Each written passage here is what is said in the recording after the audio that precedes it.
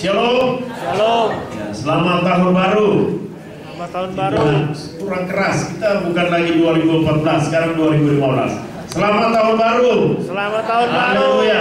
Puji nama Tuhan ya. Bapak Ibu dan Saudara, hal-hal yang luar biasa telah terjadi sepanjang ketika kita akan melewati tahun 2014, peristiwa yang dahsyat AirAsia ya. Kita lihat bahwa itulah hari-hari hidup manusia. Tidak ada seorang pun yang memprediksi ya. Sampai-sampai orang mau jalan-jalan ke Singapura, ternyata mendarat di Selat Karimata ya. Ini luar biasa sekali. Nah, Bapak Ibu dan Saudara, itulah kehidupan kita. Mengawali tahun ini saya diberikan tema yang luar biasa sekali ya. Temanya berjudul berbahagialah orang yang miskin di hadapan Allah ya. Bicara tentang miskin di hadapan Allah. Coba kita lihat sama-sama dari kitab Matius pasal yang kelima ayat yang ketiga.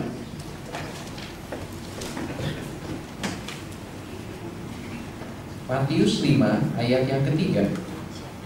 Berbahagialah orang yang miskin di hadapan Allah, karena merekalah yang mempunyai kerajaan surga. Amin. Haleluya. Satu ayat yang luar biasa. Tapi sore hari ini kita hanya membahas satu kalimat yang berbunyi miskin di hadapan Allah. Bapak Ibu dan Saudara, Alkitab berkata dalam Matius 5 ayat 3 yang merupakan khotbah di bukit daripada Tuhan Yesus. Di situ dikatakan berbahagialah orang yang miskin di hadapan Allah, karena mereka lah yang mempunyai kerajaan sorga. Di dalam terjemahan yang lain, ya, terjemahan lama, dulu dikatakan bukan berbahagia orang yang miskin di hadapan Allah, tapi dikatakan berbahagialah orang yang rendah hati. Nah, saudaraku yang kekasih, dalam terjemahan yang lain juga dikatakan berbahagialah mereka yang tidak punya apa-apa di hadapan Allah. Ya, mereka lah yang mempunyai kerajaan sorga. Nah, Bapak Ibu dan Saudaraku, miskin di dalam pemahaman Alkitab, khususnya dalam ayat yang kita baca ini menyadari ataupun berbicara tentang satu kondisi melarat, ya, pampah, tidak ada apa-apa. Ya. Nah, saudara, di dalam bahasa aslinya ada dua pemahaman tentang miskin ini.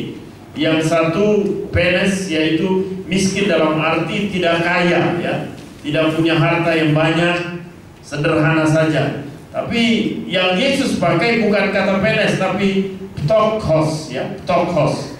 Ptochos ini artinya miskin dalam arti sangat-sangat miskin, saudara. Miskin yang tidak punya apa-apa. Apabila tidak ditolong, orang tersebut akan mati, saudara. Ya. Jadi miskin yang sudah miskin banget. Ya. Kalau ada RSSSSSS, rumah sangat sederhana sekali, pokoknya S-nya banyak sekali. Nah, ini miskinnya banyak sekali, saudara. Ya. Jadi benar-benar satu takaran yang luar biasa sekali. Dari situ Yesus pakai kalimat ini atau kata ini, bahwa orang yang sangat-sangat miskin di hadapan Allah ini, mereka lah yang punya kerajaan sorga. Tapi satu hal yang perlu kita garis bawahi sore hari ini, miskin yang dimaksud ini bukan miskin dalam pemahaman tidak punya harta, ya. Miskin bukan dalam pengertian tidak punya uang, ya. Miskin bukan dinilai dari hal-hal yang bersifat materi, tapi artinya sikap miskin, ya. Sikap miskin di mana kita tidak memiliki sesuatu apapun, menyadari bahwa kita papa, menyadari bahwa kita di hadapan Tuhan itu sangat sederhana, menyadari bahwa kita di hadapan Tuhan itu melarat sebetulnya. Ya. Jadi kalau kita datang dengan sikap miskin seperti ini, ya, makanya dalam terjemahan lain dikatakan berbahagia mereka yang tidak punya apa-apa, saudara. Ya. Dikatakan juga mereka yang rendah hati. Nah, saudara, orang yang datang dengan merasakan tidak ada apa-apanya, orang yang datang di hadapan Tuhan dengan perasaan miskin, itu orang yang sadar sungguh bahwa dia tidak punya apa-apa, tidak ada sesuatu pun yang bisa dia sombongkan di hadapan Tuhan. Makanya dalam terjemahan lain dikatakan orang yang rendah hati, saudara. Karena kalau orang sombong, dia selalu merasa dia punya apa-apa, ya. Dia punya martabat, dia punya kedudukan, dia punya kekayaan, dia punya harga diri, sehingga tidak bisa diinjak-injak. Ada banyak pelayan-pelayan Tuhan cepat kecewa, ya. Kenapa cepat kecewa? Karena harga dirinya masih tinggi. Harga diri di atas segala-galanya. Jadi kalau dia misalnya tidak dikasih pelayanan, dia bisa kecewa, saudara. Tapi kalau Yesus di atas segala-galanya, kita katakan Yesus semakin bertambah, kita semakin berkurang. Sekalipun diinjak, sekalipun tidak dianggap, sekalipun hanya duduk di bangku cadangan, ya, saudara tidak akan kecewa. Saya bertumbuh dalam satu gereja, saudara. Gereja sebelum saya jadi gembala, saudara, itu untuk menjadi pelayan Tuhan itu harus melalui training-training. Ya. Jadi ada pertama kali itu ikut pemuridan dulu, pemuridan dasar. Pemuridan dasar 1 dan 2 itu diselesaikan dalam 6 bulan. Setelah orang lulus dari pemuridan dasar itu baru memiliki kategori untuk bisa menjadi pelayan Tuhan. Apapun pelayan Tuhan, ya. Dan di gereja tersebut semua pelayan Tuhan sama. Tidak ada kategori bahwa kalau jadi WL, worship leader, itu nanti harga dirinya lebih hebat begitu. Tidak. Dia sama saja dengan yang mungkin berdiri depan pintu jadi usher. Dia sama saja dengan orang-orang yang ditugaskan melayani atur ruangan, ya. Karena di gereja tersebut tidak ada istilah office boy. Semua yang melayani di situ yaitu hamba-hamba Tuhan yang memang dipersiapkan. Ada tugasnya untuk atur kursi, datang lebih awal, padahal jemaat, saudara. Bahkan yang lebih istimewa lagi, yang jadi tukang parkir. Jadi satu ketika ada satu bapak datang di gereja tersebut, dia kaget karena ternyata yang jadi tukang parkirnya waktu suruh ayo maju mobilnya diatur-atur, ternyata itu bos besarnya, saudara, di kantor. Bos besarnya, direktur utamanya yang jadi tukang parkir. Kenapa dia jadi tukang parkir? Karena memang dia lagi ikut training pemuridan dasar. Dan semua yang ikut training pemuridan dasar itu pasti melewati jadi tukang parkir, jadi tukang cuci WC dulu. Tidak pandang dia kaya, dia direktur, dia apa, semua melalui proses itu. Mengapa? Memang dipersiapkan untuk memiliki sikap seorang hamba. Sehingga nanti kalau tampil di mimbar, sehingga nanti kalau pimpin pujian, melayani apa saja, kita tidak merasa bahwa kita paling hebat. Ya, kita sadar semua bahwa kita ini tidak ada apa-apa. Ya, kita ini nol di hadapan Tuhan. Kita ini miskin di hadapan Tuhan. Kita ini datang dengan kerendahan hati dan hanya Tuhan yang dimuliakan. Nah, Bapak Ibu dan Saudaraku yang kasih dalam Tuhan Yesus Kristus, saya waktu merenungkan ini jujur, ya. Jujur, waktu saya ditelepon dikasih tema ini, saya berpikir ini sesuatu yang luar biasa. Karena saya berkhotbah di beberapa gereja di awal tahun, itu temanya semua berbeda, ya, hampir rata-rata sama. Artinya apa yang akan kita lakukan di tahun 2015? Pesan Tuhan apa kira-kira? Nah, di tempat ini berbeda, saudara. Temanya itu miskin di hadapan Allah. Ini luar biasa sekali. Dan saya lihat, wah, ini dahsyat sekali. Saya percaya tidak ada sesuatu pun terjadi di luar dari pengetahuan Allah. Dan kalau tema ini diangkat, pasti Tuhan mau kita memulai tahun ini dengan hati yang kosong. Kita memulai tahun ini dengan tidak ada apa-apa. Kita memulai tahun ini dengan kerendahan hati. Kita memulai tahun ini dengan miskin di hadapan Allah. Nah, saudaraku yang kasih dalam Tuhan Yesus Kristus, tadi saya katakan bahwa artinya miskin di sini bukan dalam hal materi, ya, tapi miskin dalam hal kita bersikap di hadapan Tuhan. Nah, Bapak Ibu dan Saudaraku, ada 3 hal yang saya pelajari dan saya mempersiapkan di sini. Tapi sebelumnya di sini dikatakan, boleh saya simpulkan, ya, maksud daripada ayat ini bahwa barang siapa yang secara rohani merasa begitu miskin dan sepenuhnya bergantung kepada Allah, orang itulah yang disebut berbahagia, ya. Jadi kalau kita memiliki sikap secara rohani merasa begitu miskin, ya, kita benar-benar hanya bergantung kepada Tuhan, kita ada karena Tuhan, maka orang itu disebut berbahagia. Nah, Bapak Ibu, ada beberapa hal yang saya lihat di sini bicara tentang miskin. Artinya yang pertama, kita menyadari bahwa kita adalah manusia terbatas, ya. Kita tidak punya apa-apa di hadapan Tuhan. Kita ini nol. Kita ini manusia yang diciptakan, Alkitab katakan bahwa kita diciptakan dari debu tanah, ya. Kita diciptakan dari debu tanah. Kalau saudara punya pemahaman-pemahaman yang lain, mungkin ada yang berpikir saudara lewat teori evolusi ya, karena diciptakan melalui proses dulunya monyet, ya, sekarang jadi manusia, ya. Itu teori itu memang sudah dibatalkan juga kan. Tapi yang jelas Alkitab katakan kita ini dijadikan serupa dan segambar dengan Allah. Tapi kita dari debu tanah. Makanya di dalam Ayub pasal yang pertama, ya, Ayub pasal yang pertama ayat yang ke-20 dan 21, coba kita baca.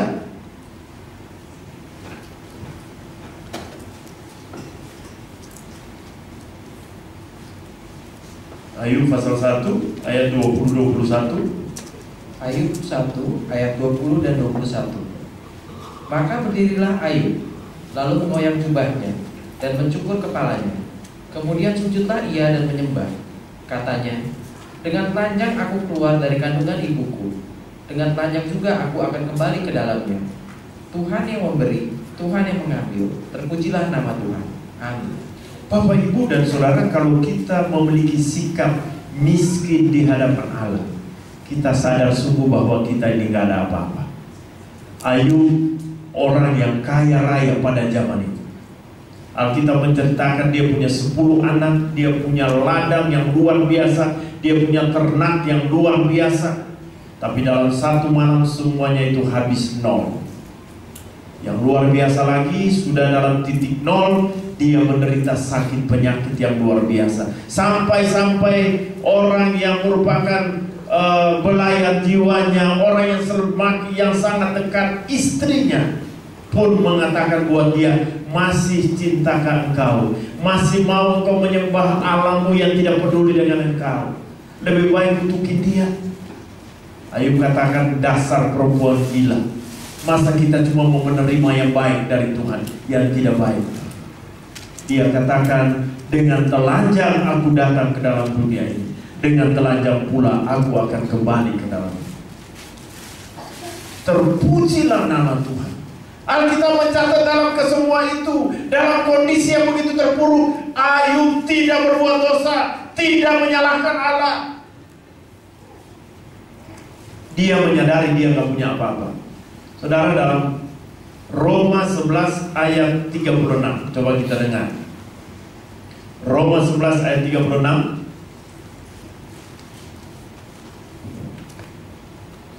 Roma 11 ayat ke-36. Sebab segala sesuatu adalah dari Dia, dan oleh Dia, dan kepada Dia. Bagi Dialah kemuliaan sampai selama-lamanya. Amin. Dikatakan segala sesuatu adalah dari Dia. Segala sesuatu, apa saja yang saudara pakai pakaian ini dari Tuhan. Yang saudara bisa makan dan minum itu dari Tuhan. Yang setiap saat kita naik mobil dan segala macam itu dari Tuhan. Kita punya KP, kita punya uang, itu dari Tuhan. Bahkan sore ini kita ada dalam ruangan ini, itu pun dari Tuhan. Dia katakan apa? Sebab segala sesuatu adalah dari Tuhan. Semua, segala sesuatu adalah dari Tuhan. Jadi apa saja saudara, bahkan kesehatan kita, kepintaran yang kita miliki, semua itu dari Tuhan. Coba kita baca lagi satu ayat, 1 Timotius 1 ayat 12. 1 Timotius pasal 1 ayat 12. 1 Timotius 1 ayat ke-12. Ucapan syukur atas kasih karunia Allah. Aku bersyukur kepada Dia yang menguatkan aku, yaitu Kristus Yesus Tuhan kita, karena Ia menganggap aku setia dan mempercayakan pelayanan ini kepadaku. Amin. Saudara, dia seorang yang miskin di hadapan Allah, dia menyadari bahwa segala sesuatu itu dari Tuhan, termasuk kekuatan di situ. Aku bersyukur kepada Dia yang memberikan kekuatan, yang menguatkan aku, ya, yaitu Kristus Yesus Tuhan, karena Ia menganggap aku setia dan mempercayakan pelayanan ini. Jadi kalau kita lihat kekuatan yang kita miliki itu pun dari Tuhan. Paulus mengelilingi dunia, ya, baik di Afrika, baik di Eropa maupun di Asia, dia melayani Tuhan. jalan kaki, lewat laut, mengalami karang kapal, ya macam-macam, tapi dia menyadari kekuatan itu datangnya dari Tuhan. Kalau dia bisa bangun begitu banyak jemaat-jemaat Tuhan di kota-kota, semua itu karena Tuhan. Kalau dia bisa menulis begitu banyak surat-surat kepada jemaat Tuhan, itu semua karena Tuhan. Artinya kekuatan yang dia miliki, kepintaran yang dia miliki itu datang dari Tuhan. Di ayat itu juga dikatakan karena Tuhan menganggap dia setia. Ya, kalau kita mau jujur pagi sore hari ini, kita ini orang-orang yang tidak setia, saudara. Ya. Sederhana, mungkin awal tahun begitu kita 31 malam pergantian tahun kita punya komitmen, Tuhan saya mau baca Alkitab sungguh-sungguh. Tapi di hari ke-15 ini, 14 ini, mungkin kita udah gagal, sudah mulai malas lagi baca Alkitab. Itu bukti betapa kita tidak setia. Kita komitmen untuk awal tahun kita mau sungguh-sungguh berdoa, tapi baru 14 hari kita mungkin udah bolong-bolong berdoanya. Itu bukti ketidaksetiaan kita. Tapi sekali lagi, Tuhan menganggap saudara dan saya setia. Paulus katakan dalam ayat itu, aku bersyukur karena ia yang mempercayakan pelayanan. Saudara, pelayanan yang saat ini saya lakukan karena Tuhan mempercayakan. Semua kita yang terlibat dalam pelayanan sore ini bukan karena kita hebat, bukan karena kita punya suara bagus, bukan karena kita pandai berlomba, bukan saudara. Tapi karena Tuhan menganggap saudara dan saya setia, dan Tuhan mempercayakan pelayanan ini. Jadi semua datangnya dari Tuhan. Orang yang miskin di hadapan Allah pasti menyadari itu, bahwa kalau saya ada di tempat ini semua semata-mata karena Tuhan. Kalau saya ada di tempat ini bukan karena kuat dan gagah saya, tapi semata-mata karena kasih Tuhan. Itu sifat dari orang yang miskin di hadapan Allah. Orang yang merasa saya tidak punya apa-apa Tuhan. Orang yang rendah hati, sehingga tidak ada sesuatu pun yang dia banggakan. Alkitab katakan orang sombong, ya, kesombongan itu dapat menghancurkan kita, saudara. Ya. Kesombongan itu bisa menghancurkan kita. Saya ingat satu cerita, ada 4 orang yang terbang dengan mempergunakan pesawat kecil Twin Otter, ya, yang hanya muat 4 orang. Satu pilot dengan 3 penumpang. Ya. Di situ ada bisnismen, seorang pengusaha kaya raya. Di dalamnya juga ada satu profesor yang sudah cukup tua, dan seorang anak muda, anak pramuka, pakai baju pramuka dengan ranselnya. Lalu di udara, sementara mereka udara, tiba-tiba mesin pesawat mati. Lalu pilot katakan, mesin pesawat mati dan sebentar lagi pesawat ini akan jatuh. Jadi sebagai penanggung jawab saya harus terjun duluan, karena di sini ada parasutnya cuma 3. Karena parasut 3, jadi saya ambil 1. Silakan kalian bertiga milih siapa yang jadi korban. Saya harus duluan untuk melaporkan menara pengawas supaya mempersiapkan kondisi darurat ini. Lalu pilot terjun dengan payung yang ada, parasut yang ada. Terus bisnismen berdiri. Dia katakan, Pak Profesor, kamu sudah mau mati sebentar lagi. Anak muda, kamu juga baru SMA, pramuka, kamu belum terlalu dianggap, maksudnya belum terlalu dibutuhkan. Sebagai pebisnis, saya dibutuhkan oleh bangsa ini. Lalu dia ambil itu parasut dan dia terjun, saudara. Lalu Pak Profesor bilang buat anak kecil, nah, kamu punya masa depan masih panjang. Kamu aja pakai parasut yang 1. Karena 3, 1 menurut perhitungan Pak Profesor, karena sudah 2 orang yang terjun.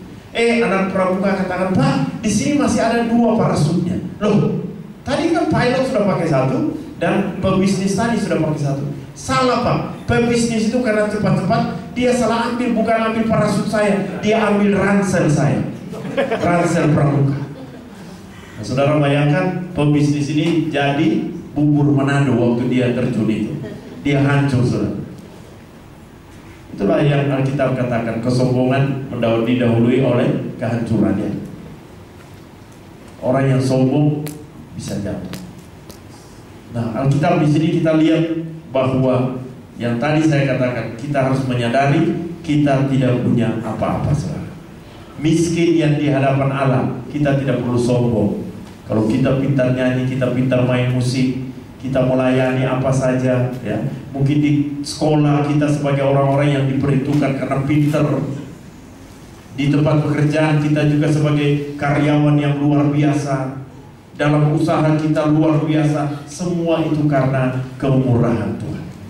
Sikap miskin di hadapan Allah, menyadari betapa besar Allah yang kita sembah, dan kondisi kita sebagai manusia ciptaannya begitu terbatas. Hal yang kedua, bicara tentang miskin di hadapan Allah, kita memiliki sikap sadar diri, ya. Sadar diri bahwa kita ini orang berdosa, seharusnya kita dibinasakan. Tetapi karena kasih karunia Tuhan, saudara dan saya diselamatkan. Bapak, Ibu, dan saudara yang kasih dalam Tuhan Yesus Kristus, coba kita lihat di dalam Lukas pasal 18 ayat 11 sampai ayat yang ke-14. Lukas pasal 18. Lukas 18 ayat 11 sampai 14. Lukas 18 ayat 11 sampai dengan ke-14. Orang Farisi itu berdiri dan berdoa dalam hatinya begini: Ya Allah, aku mengucap syukur kepadamu karena aku tidak sama seperti semua orang lain, bukan perampok, bukan orang lalim, bukan pezina, dan bukan juga seperti pemungut cukai ini. Aku berpuasa 2 kali seminggu. Aku memberikan 1/10 dari segala penghasilan. Tetapi pemungut cukai itu berdiri jauh-jauh, bahkan ia tidak berani menghadap ke langit, melainkan ia memukul diri dan berkata, Ya Allah, kasihinilah aku, orang berdosa ini. Aku berkata kepadamu, orang ini pulang ke rumahnya sebagai orang yang dibenarkan Allah, dan orang lain itu tidak. Sebab barang siapa meninggikan diri, ia akan direndahkan, dan barang siapa merendahkan diri, ia akan ditinggikan. Bapak, Ibu, dan saudara, bicara tentang miskin di hadapan Allah, itu bicara tentang betapa kita menyadari bahwa kita adalah orang berdosa. Pemungut cukai ini dia datang, dia hanya jauh-jauh berdiri di belakang sambil memukul dada, tidak berani menanggap ke langit, menengadah ke langit. Lalu dia katakan apa? Ya Allah, kasihanilah aku, orang berdosa ini.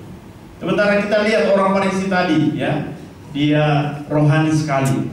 Dia berdiri, dia katakan, aku memberikan perpuluhan luar biasa. Ya, di sini dikatakan, aku tidak seperti orang lain. Aku mengucap syukur, ya. Aku bukan perampok, aku bukan orang lalim, bukan pezina. Aku juga tidak seperti pemungut, ya. Sukai, saudara lihat, masih nunjuk orang lain lagi. Aku berpuasa 2 kali seminggu. Aku memberikan 1/10 dari seluruh penghasilanku. Saudara lihat, dia datang dengan kesombongan. Kristus katakan pada ayat yang terakhir tadi bahwa sebab barang siapa meninggikan diri, ia akan direndahkan, dan barang siapa merendahkan diri, ia akan ditinggikan. Orang yang miskin di hadapan Allah datang dengan sikap sadar diri. Sadar diri dalam hal apa? Menyadari bahwa kita adalah orang berdosa. Kalau kita ada di gereja ini, kita berdiri, kita tidak bisa melihat bahwa si A sana paling berdosa, si B sana paling berdosa, saya yang paling benar, ya.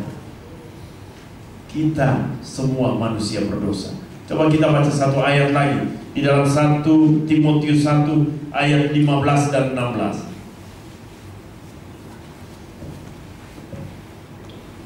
1 Timotius 1 ayat 15 dan 16. Perkataan ini benar dan patut diterima sepenuhnya. Kristus Yesus datang ke dunia untuk menyelamatkan orang berdosa, dan di antara mereka akulah yang paling berdosa.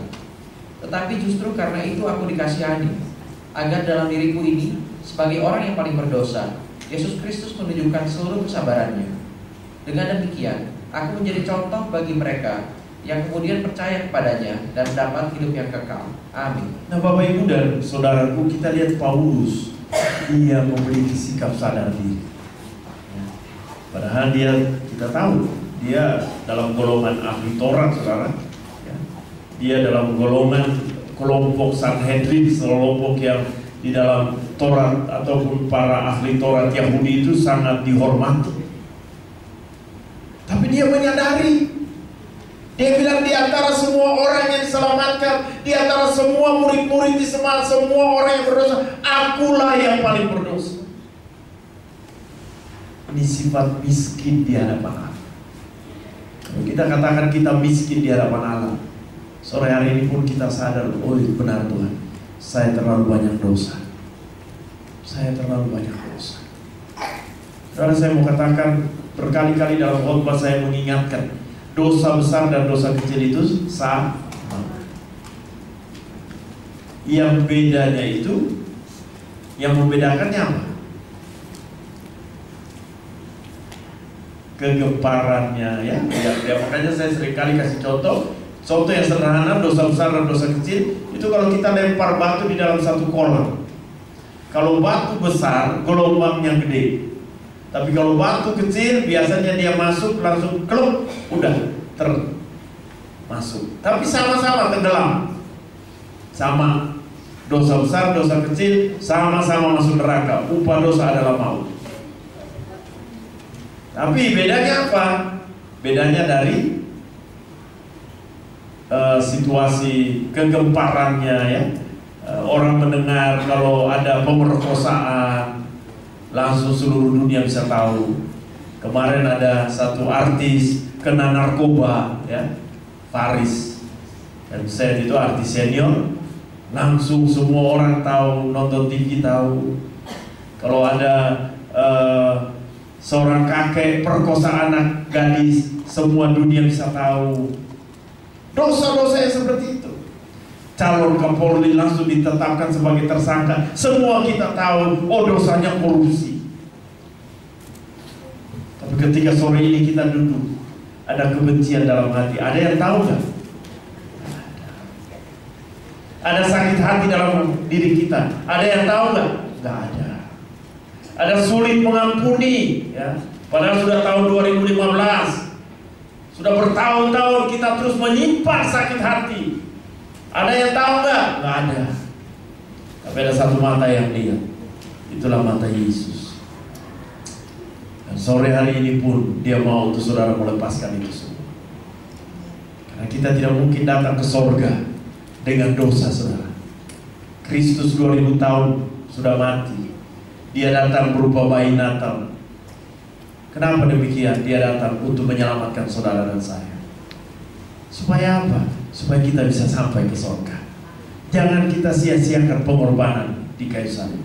Kalau setiap minggu pertama di tempat ini kita makan daripada tubuh Kristus dan minum daripada darahnya, tidak lain untuk mengingatkan kita betapa luar biasa pengorbanan dan karya Kristus.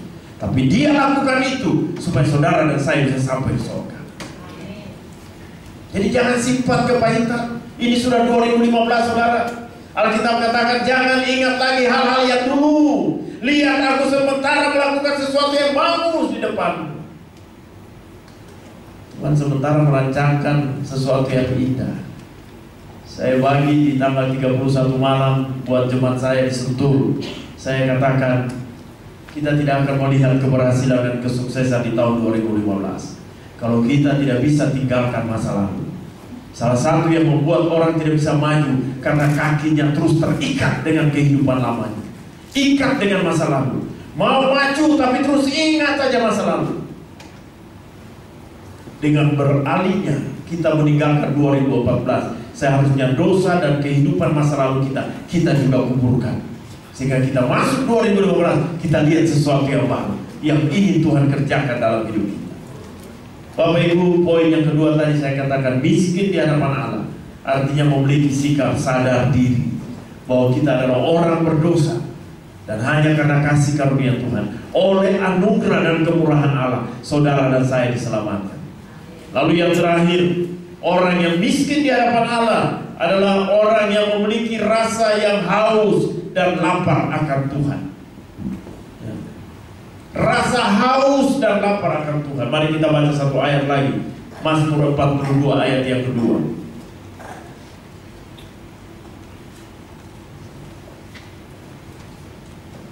Mazmur 42 ayat yang kedua. Mazmur 42 ayat yang kedua. Seperti rusa yang merindukan sungai yang berair, demikianlah jiwaku merindukan Engkau, ya Allah. Amin. Seperti rusa yang merindukan air. Alkitab katakan begitu juga jiwaku. Pemazmur katakan aku selalu merindukan Engkau. haus akan Tuhan, lapar akan Tuhan, lapar akan firman Tuhan. Bapak Ibu dan Saudara yang kasih dalam Tuhan Yesus Kristus, sekarang kita berada di awal 2015, sudah di minggu yang kedua memasuki minggu yang ketiga. Mari kita buat satu komitmen memiliki rasa miskin di hadapan Allah, sehingga kita terus haus akan Tuhan, rindu akan Tuhan. Saudara, haus akan Allah ataupun lapar akan Tuhan, itu artinya ada satu kerinduan di mana kita selalu duduk dalam hadirat. Hidup kita itu adalah penyembahan bagi Allah. Penyembahan yang benar itu bukan yang tadi, ya, kita nyembah angkat satu pujian lalu kita berbahasa roh macam-macam, kita menyembah memuji-puji Tuhan, betul, tapi itu hanya ritual. Tapi penyembahan yang benar adalah hidup kita selalu. Kita sembah Dia, Allah yang punya langit dan bumi. Nah, Bapak Ibu dan Saudara, mari kita biasakan untuk setiap hari kita rindu untuk masuk di dalam hadirat Allah, selalu ada di dalam hadirat Tuhan. Ada rindu untuk bangun pagi, baca Alkitab, berdoa. Biar ini menjadi satu gaya hidup kita. Kalau saudara-saudara kita Bani Kedar, setiap saat hampir seluruh Jakarta ini ada begitu banyak masjid. Pagi-pagi jam 5 kita orang Kristen harusnya malu. Karena pagi-pagi setengah 5 mendekat jam 5 mereka sudah Allahu Akbar, wa ilah wa ilah. Harusnya kita malu, saudara. Saya kadang-kadang pikir kita ini malu, gak tahu malu. Ayam jam 3 pagi udah berkukuk. Artinya apa? Ayam udah menyembah Tuhan jam 3, saudara. Kita masih ngorok. Karena ayam sudah dipakai Tuhan untuk membangunkan kita. Kita masih ngorok. Tuhan pakai lagi. Saudara-saudara kita balik pakai toha, saudara. Berteriak-teriak. Tujuannya supaya membangunkan kita, ya. Tapi kita tidak bangun-bangun, kita ngorok terus. Nanti bangun waktu alarm bunyi karena waduh sudah telat mau pergi kerja. Akhirnya tidak sempat lagi baca Alkitab dan berdoa. Mengapa pentingnya kita bangun pagi dan berdoa, saudara? Ya. Coba kita lihat Ratapan 3 ayat 22. Ratapan 3 ayat 22 dan 23.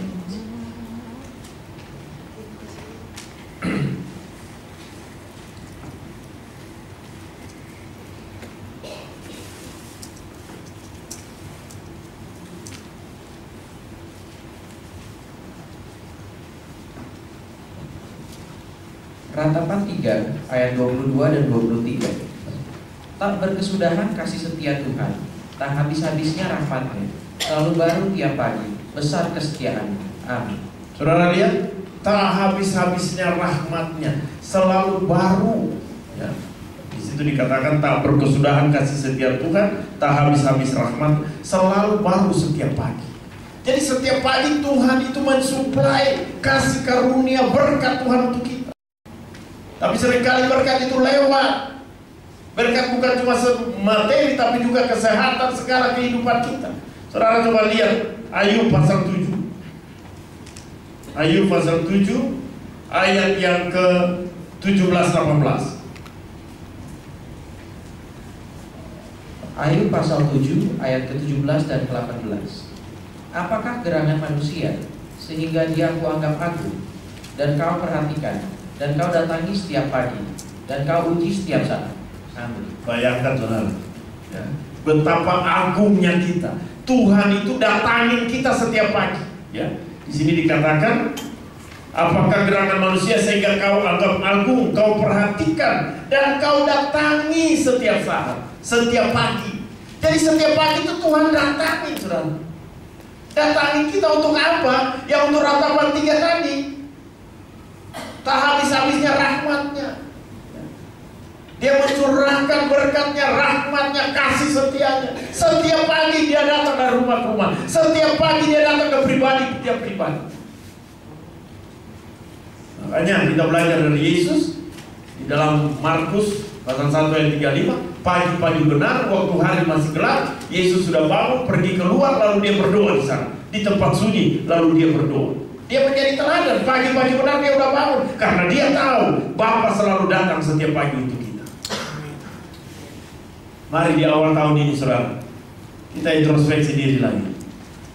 Kalau kita bicara tentang miskin di hadapan Allah, Artinya ada satu kebergantungan, sikap rindu untuk selalu rasa haus dan lapar untuk mencari Tuhan. Dan ini menunjukkan kebergantungan kita kepada Tuhan. Karena miskin di hadapan Allah, benar-benar kita menyadari kita tidak mampu dan hanya di dalam Kristus. Hanya mau bergantung kepada Dia yang punya langit dan bumi, yang punya kehidupan ini. Dengan kata lain, tahun 2015 ini kita belajar untuk fokus hanya kepada Tuhan.